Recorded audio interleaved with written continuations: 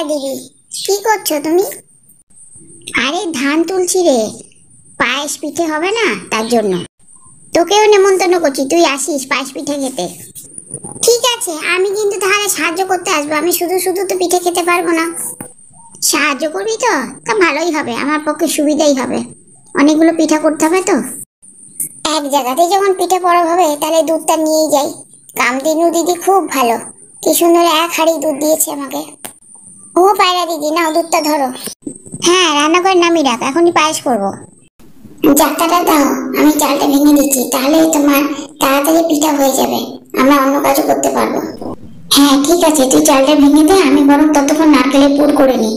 আমার বোন তো পায়েসটা করছে, সব তাড়াতাড়ি তাড়াতাড়ি রান্না হবে। পায়রা দিদি, সব তো বানানো শেষ, চলো এবার স্নান করে আসি নদীর পাড় থেকে। হ্যাঁ হ্যাঁ চল। হ্যাঁ হ্যাঁ হ্যাঁ, সাঁতার কাটতে দারুণ লাগছে। ঠিক বলেছ, চলো এবার উঠে পড়ি। ওই দেখো কাক দাদা ঘুড়ি ওড়াচ্ছে, চল আমরা ওড়াবো। নে টুনি, তুই ওড়া। বাহ বাহ বাহ, কি মজা! আমাদের ঘুড়ি মঞ্চে কাক দাদার ঘুড়িটা কেটে দিল, বাহ বাহ বাহ। শুভ পৌষ পার্বণ আর মকর সংক্রান্তি শুভেচ্ছা সবাইকে।